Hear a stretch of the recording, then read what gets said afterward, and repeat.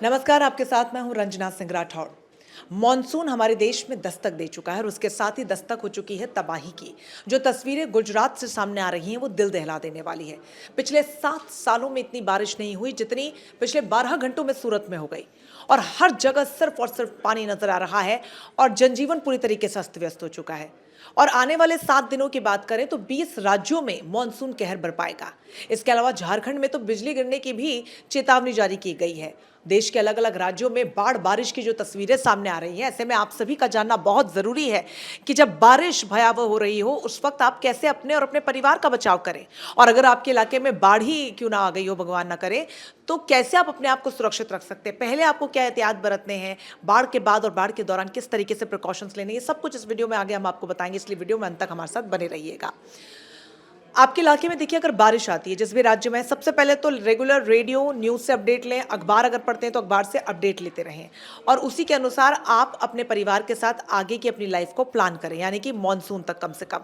दूसरा, ये बाढ़ बारिश से पहले के प्रिकॉशंस है जो मैं आपको बता रही हूँ। दूसरा, जो भी आपके ज़रूरी कागजात हैं, आपके इंश्योरेंस पॉलिसी और जो भी आपके घर के रजिस्ट्री, कोई भी इंपॉर्टेंट पेपर्स हैं, उनको अपने साथ सुरक्षित रख लें। एक इमरजेंसी किट ज़रूर बना के रखें हमेशा।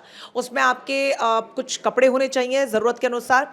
और सबसे महत्वपूर्ण आपका मेडिकेशन, यानी कि आप किसी दवाइयों पर हैं या फिर सेफर साइड जो दवाइयाँ, बेसिक दवाइयाँ होती है सर दर्द, पेट दर्द, बुखार की, वो अपने साथ आप रख लें, पेन किलर रख लें। और उसके अलावा आप रख सकते हैं अपने साथ अनाज, यानी खाने पीने का रेडी टू मेट बना रख सकते हैं, या फिर जो भी ज़रूरत का सामान है खाने में वो रख सकते हैं। एक टॉर्च हमेशा अपने साथ रखें और साथ ही अपने मोबाइल फ़ोन्स या फिर आपके पास कोई वॉकी टॉकी या फिर रेडियो है तो वो अपने पास ज़रूर रखें अपडेट के लिए। और चार्जर और अपनी इलेक्ट्रॉनिक डिवाइसेस को भी अपने साथ सुरक्षित रख लें। तो ये इंपॉर्टेंट चीज़ें आप पहले से तैयार रखें। साथ ही बारिश के समय अगर आप घर से बाहर ना निकले तो बहुत अच्छा है, लेकिन फिर भी आप घरों से बाहर निकल रहे हैं तो साइकिल और 2 पहिया वाहन का इस्तेमाल ना करें।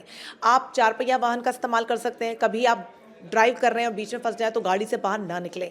सबसे महत्वपूर्ण, आपके घर के आसपास कुछ ऐसी अनवांटेड चीज़ है जिससे गंभीर हालात पैदा हो सकते हैं, जैसे कोई बड़ा पेड़ है या फिर उसकी कोई डाली है जो खतरनाक साबित हो सकती है, उसको पहले से काट दें।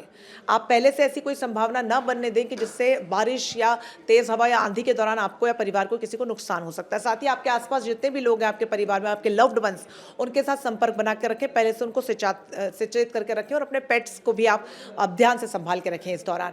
इसके अलावा जो इलेक्ट्रॉनिक्स के आइटम हैं आपके, उनके प्लग इन्स जो लगे रहते हैं फ्रिज का, ये सब का, उससे ज़रूरत ना हो तो उसको निकाल के हमेशा रखें। और जैसे बिजली के तार हैं, बिजली के खंभे, इन सब से तो आप बिल्कुल ही दूर रहें। बच्चों को जितना हो सके घरों से बाहर बिल्कुल आप न निकालें। इसके अलावा बहुत इंपॉर्टेंट ये है कि जो स्थानीय प्रशासन है उसके जो दिशा निर्देश है उसका हमेशा आप पालन करें, जिससे कि आपको पता रहे कि आपके इलाके में परिस्थितियाँ क्या बनी हुई है। और अगर आपके इलाके में अगर बाढ़ आ जाती है तो आप कैसे उससे निकलें। सबसे पहले अगेन स्थानीय प्रशासन का आप पालन करें, गाइडलाइंस जो उनकी तरफ से जारी की गई है। दूसरा, किसी सुरक्षित जगहों को पहले से ही चिन्हित करके रख लें, यानी कि कोई आपका रिश्तेदार हो, पड़ोसी हो, जहाँ पर सेफ हो इलाका, वहाँ आप जा सकते हैं अपने घर को छोड़कर। तब तक वापस ना लौटे जब तक बाढ़ की स्थिति वहाँ पर खत्म ना हो जाए। तीसरा, बहुत महत्वपूर्ण, बाढ़ की स्थिति खत्म होने के बावजूद ये सुनिश्चित करें कि वहाँ पर जो बेसिक सुविधाएं हैं, खाने पीने का सामान आ पा रहा है, बिजली वहाँ पर आ पा रही है, ताकि आप अगर वापस वहाँ पर जाएँ तो आपको कोई परेशानी वहाँ पर ना हो। कोशिश ये कीजिए कि क्योंकि पहले से अलर्ट दे दिए जाते हैं आजकल, तो मोबाइल फ़ोन्स में भी टेक्स्ट के ज़रिए गवर्नमेंट आपको अलर्ट देती है बाढ़ बारिश का, और स्थानीय प्रशासन भी आपको सूचित करता रहता है। और जैसे कि शुरुआत में भी मैंने आपको बोला कि आप रेडियो का इस्तेमाल करें, टीवी देखें, अपडेटेड रहें अपने आप में, मोबाइल फ़ोन पर अपडेट लें, चाहे अखबार के ज़रिए लें। तो हो सके तो पहले ही किसी ऊँचे स्थान पर जाकर आप शिफ्ट हो जाएँ, अगर आप निचले इलाकों में रहते हैं तो। ये बहुत ज़रूरी स्टेप्स होते हैं, ख़ासतौर पर अगर आप इस्तेमाल कर रहे हैं किसी तरीके की अपनी ज़रूरी चीज़ें, वो हमेशा अपने पास रखें। और दूसरों की मदद करना तो आप बिल्कुल भी ना भूलें। अब बीमारी बाढ़ बारिश में सबसे ज़्यादा फैलती है, उससे आप कैसे बचें। सबसे महत्वपूर्ण तो यही होता है कि आप अपने घर के आसपास का जो इलाका है उसे साफ रखें, कंटामिनेटेड वाटर वहाँ पर इकट्ठा ना होने दें, पानी को वहाँ से दूर रखें, गंदा पानी से ही बीमारियाँ फैलती हैं। सबसे ज़्यादा बीमारी डेंगू और मलेरिया, क्योंकि मच्छर उत्पन्न होते हैं, इसलिए कोशिश करें कि फुल कपड़े पहने, बच्चों को फुल कपड़े पहनाएं और जितना हो सके मच्छर पनपने वाली जगहों से अपने बच्चों और अपने परिवार को दूर रखें। दूसरी जो बड़ी बीमारी है हैजा, यानी पेट से संबंधित इन्फेक्शन हो जाता है, क्योंकि जैसे ही मॉइस्चर ज़मीन में होने लगता है, नमी होने लगती है, बैक्टीरिया उत्पन्न हो जाते हैं, जिसकी वजह से आपके पेट की समस्या हो सकती है। उसको कैसे अवॉइड करना है, आप बाहर का खाने से बचें और अगर बारिश में कभी भीग भी जाए तो घर आते ही आप अच्छे से नहाएं, वक्त दर वक्त साबुन से अपने हाथ हमेशा धोते रहें। जो पानी आप पी रहे हैं उसको उबाल कर पिएं, और उबला हुआ गर्म पानी नहीं पी सकते तो उबाल कर ठंडा करके पिएं, और सील्ड पैक्ड बॉटल का पानी ही पिए। सब्जियां आप ऐसे ला रहे हैं घरों में तो उन सब्जियों को नमक वाले पानी के साथ, गर्म पानी के साथ उसको धोएं। बिना उबाले कोई सब्जी ना बनाएं। फल भी ऐसे लेकर आएँ जिन्हें आप छील कर खा सकें, जिससे कि ये जो समस्या है, ये जो पेट हैजा की जो बीमारी अक्सर फैलती है मानसून में, उससे आप अपने आप को बचा सकते हैं। तीसरी बड़ी बीमारी जो वायरल बुखार की होती है, इसमें भी कंटैमिनेशन का भी इंपॉर्टेंट रोल होता है। कई बैक्टीरियाज की वजह से भी होती है, और आप अक्सर बारिश में भीग जाते हैं उसकी वजह से होती है। ऐसे में बहुत ज़्यादा अगर आप बीमार महसूस करते हैं तो डॉक्टर के पास सीधा जाएँ। इसके अलावा ज़रूरी दवाइयाँ आप अपने घर में रखें, जिससे कि आपके घरों में अगर कोई इमरजेंसी वाली आसपास के इलाके में स्थिति हो, जहाँ आप हॉस्पिटल नहीं जा पा रहे हैं या मेडिकल संबंध होंगे, तो आपके पास पहले से प्रिकॉशनरी मेडिकल किट हमेशा इन परिस्थितियों में होना चाहिए। इसके अलावा भी कई अन्य छोटी मोटी बीमारियां जो फैलती हैं, खासतौर पर जो बड़े बुजुर्ग आपके घर में हैं, और उनकी डाइट का आप खास ख्याल रखें। खाने में लाइट खाना ही आप खाएं, क्योंकि मानसून में अगर आप बहुत ज़्यादा हैवी खाते हैं और खासतौर पर तला भुना खाते हैं, बाहर का खाते हैं, तो समस्या बहुत ज़्यादा हो जाती है। इसके अलावा कई एप्लीकेशंस भी हैं जो आप अपने मोबाइल फ़ोन्स में रख सकते हैं, जिससे अपडेट मिलते रहते हैं। कई सेटिंग्स होती हैं जो आपके फ़ोन में आप ऑन कर सकते हैं, जिससे गवर्नमेंट आपको अपडेट देती रहती है।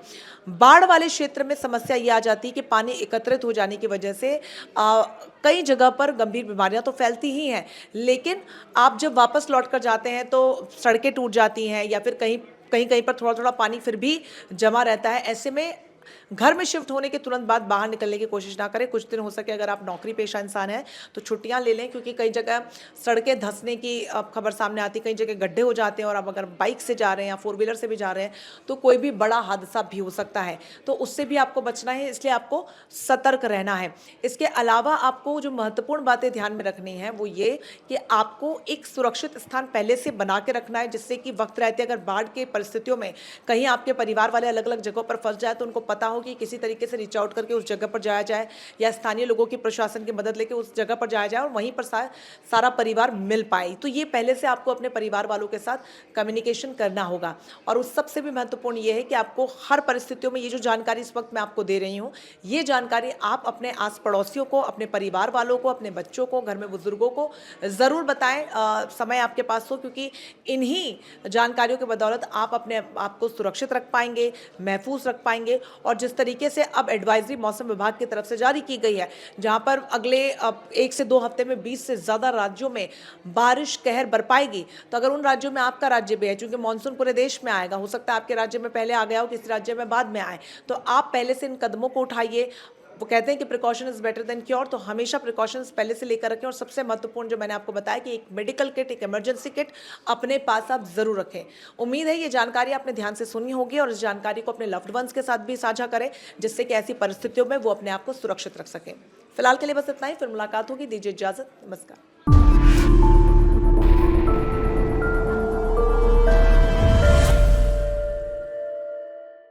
जहाँ भक्ति है हर शब्द में, कथाओं में छुपे हैं दिव्य रहस्य, और ज्योतिष देता है जीवन को दिशा। धर्म से जुड़ी हर बातों को जानने के लिए हमारे चैनल स्तुति को सब्सक्राइब करें। चैनल पर जाने के लिए इस लिंक पर क्लिक करें।